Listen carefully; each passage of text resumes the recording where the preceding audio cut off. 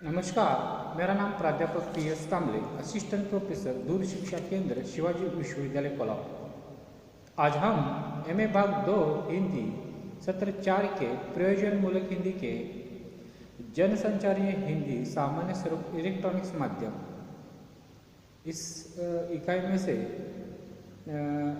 इकाई पर बातचीत करेंगे, चर्चा करेंगे। ये जो इकाई है आपके पाठ्यक्रम में लगाने का जो उद्देश्य है तो इस प्रकार इस उद्देश्य है जनसंचार हिंदी का सामान्य स्वरूप स्पष्ट कर सकेंगे आप इस पाठ के अध्ययन के बाद। इलेक्ट्रॉनिक्स माध्यम का सामान्य स्वरूप स्पष्ट कर सकेंगे, श्रव्य माध्यम रेडियो का स्वरूप स्पष्ट कर सकेंगे, मौखिक भाषा की प्रकृति स्पष्ट कर सकेंगे, समाचार लेखन एवं वाचन पद्धति स्पष्ट कर सकेंगे, रेडियो नाटक, उद्घोषणा और विज्ञापन लेखन कला का परिचय पाएंगे, फीचर एवं रिपोर्टाज का परिचय प्राप्त करेंगे।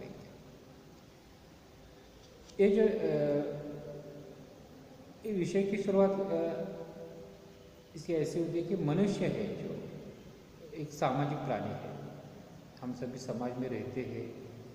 जो हमारे विचार है, अन्य बातें हैं, जो कुछ चाहिए वो समाज से हम हासिल करते हैं और वह एक दूसरे की सहायता क्रिया प्रतिक्रिया द्वारा अपना जीवन यापन करता है।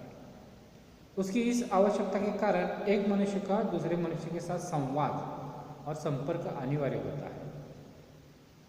प्राचीन काल से ही मनुष्य आपसी संपर्क और संवाद के माध्यम खोजता आया है।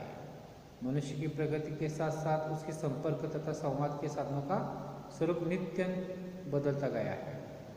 बदलते परिवेश के साथ साथ औद्योगिक क्रांति से संपर्क एवं संवाद साधनों में आए परिवर्तन के कारण आज पल भर में पूरी दुनिया के साथ संपर्क संभव हुआ है। इसी कारण अब इन्हें संपर्क साधन की अपेक्षा संचार साधन कहा जाने लगा है। अब संपर्क साधनों को संचार साधन कहा जाने लगा है। वर्तमान काल में संचार माध्यमों का कार्य अनेक विषयों की जानकारी जनता तक पहुंचाना है। वर्तमान काल में संचार माध्यमों का कार्य क्या है? अनेक विषयों की जानकारी जनता तक पहुंचाना है।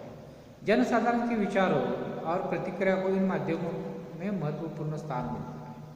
अब ये माध्यम राजनीतिक, सामाजिक, आर्थिक, धार्मिक, सांस्कृतिक, साहित्यिक, वैज्ञानिक विषयों के साथ साथ फिल्म जगत, क्रीड़ा जगत, शेयर मार्केट, खेती जगत जैसे अनेक विषयों की जानकारी भी देने लगी है। इसी कारण इन जनसंचारीय माध्यमों में ऐसी भाषा का प्रयोग अनिवार्य होता है जिसे जनसाधारण समझ सके और अपने आप को व्यक्त कर सके।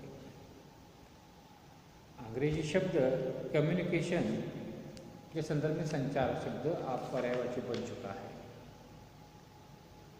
संचार का अर्थ एक व्यक्ति से दूसरे व्यक्ति तक अर्थपूर्ण संदेशों का संप्रेषण है। संचार का अर्थ क्या होता है? देखो, एक व्यक्ति से दूसरे व्यक्ति तक अर्थपूर्ण संदेशों का संप्रेषण है। हिंदी में जनसंचार के संप्रेषण का इतिहास बहुत पुराना है। 9वीं शताब्दी के प्राप्त शिलालेखों में रचनाओं से संकेत मिलता है कि हिंदी ने संवाद या प्रेषण के क्षेत्र में अपनी विशेषताओं का संकेत देना आरंभ कर दिया है। मध्यकाल के भक्तिकाल के संतों ने सांस्कृतिक पुनर्जागरण के लिए प्रयुक्त विभिन्न स्रोतों का उपयोग किया है। मुगल बादशाह ने संचार माध्यम को प्रशासनिक कार्य के लिए अपनाया था, परंतु आधुनिक अर्थ में जनसंचार की सुविधा से हिंदी भाषी जनता का परिचय 19वीं शताब्दी में हुआ है। भारतेंदु हरिश्चंद्र ने बार बार ऐसे नए संचार माध्यमों को हिंदी भाषा से जोड़ने की वकालत की है, जिसका आविष्कार तो यूरोप में हुआ, किंतु उसकी उपयोगिता भारतीय वातावरण में सिद्ध होने लगी। जनसंचार माध्यमों में हिंदी ने एक ओर हिंदी को व्यापक भूभाग तक फैलाया तो दूसरी ओर हिंदी भाषा की संरचना और प्रयुक्ति में कई परिवर्तन लाए। संचार माध्यम की हिंदी न तो सामान्य बोलचाल की भाषा है और न ही काव्य की भाषा है। इसी कारण जनसंचार के विभिन्न माध्यमों से हिंदी का प्रयोग करते समय प्रयोगकर्ता को इस बात का ध्यान रखना पड़ता है कि उसे किन माध्यमों के लिए भाषिक संप्रेषण करना है। संचारण क्रिया स्रोत और श्रोता के बीच संचालित होती है। एक क्रिया भाव, विचार और संदेश की अभिव्यक्ति द्वारा श्रोता में प्रतिक्रिया उत्पन्न करती है। विद्वानों द्वारा स्वीकृत संचार के 5 रूपों में जन संचार एक प्रमुख रूप है। संचार के 1, 2, 3, 4, 5 रूप है। पहला है वैयक्तिक, पर्सनल, अंतर वैयक्तिक, इंटरपर्सनल, समूह, जन यानी कि मास और परंपरागत। संचार माध्यमों के रूप में हिंदी आज भारत की सर्वाधिक प्रचलित भाषा है। पूरा संचार तंत्र हिंदी के माध्यम से अपने आप को प्रचलित बनाए रखने का प्रयास कर रहा है। संचार का अर्थ है अधिक से अधिक लोगों तक पहुंचना। संक्षेप में कहा तो संचार का अर्थ है अधिक से अधिक लोग पहुंचना, अपनी बात कहना, अपने विचारों का आदान प्रदान करना।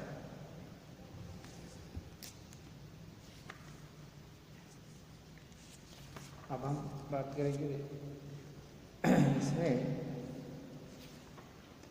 आज की इस लेक्चर में बात करेंगे हम फीचर और रिपोर्टाज पर। अब बात करते हैं फीचर पर।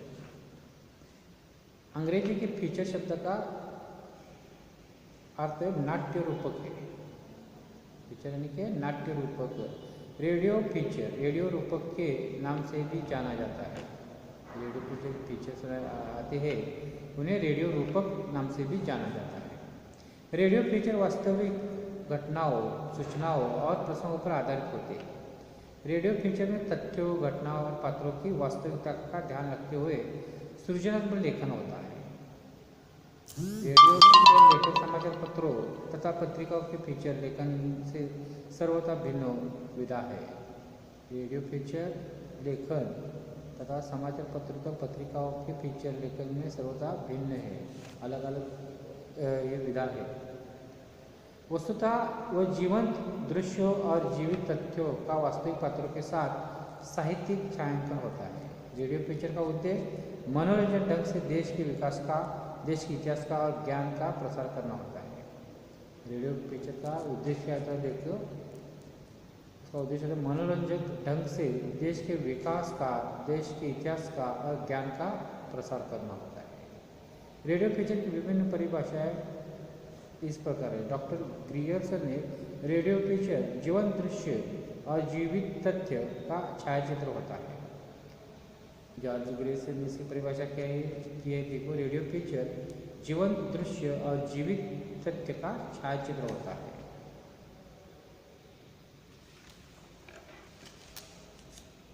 डॉक्टर उदयनाथ मिश्र क्या कहते हैं, देखो, आकाशवाणी की वैज्ञानिक तकनीकों के प्रयोग के साथ रेडियो फीचर तथ्यों एवं सत्यों को ध्वनियांकित सर्जनात्मक होती है। रेडियो फीचर लिखने के लिए क्या क्या आवश्यक बातें देखिए। पहला है विषय चयन। रेडियो फीचर लेखक का सर्वप्रथम और महत्वपूर्ण तत्व विषय का चुनाव है। विषय चयन समाज से ही किया जाता है।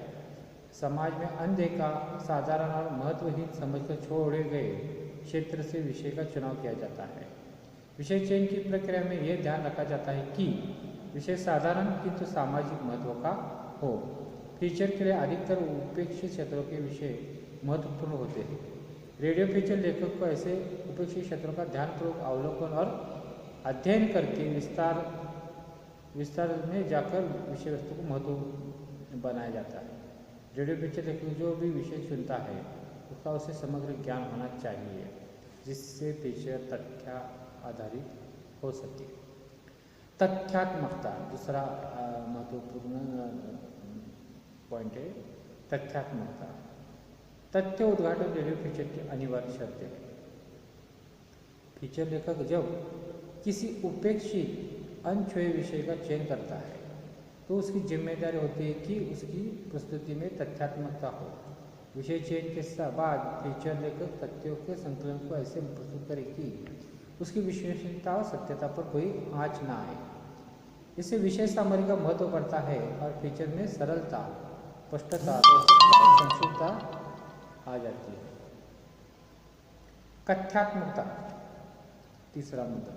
रेडियो फीचर तथ्य आधारित और विश्वसनीय होते हैं, किंतु उसमें कथात्मक प्रभाव भी आवश्यक होता है।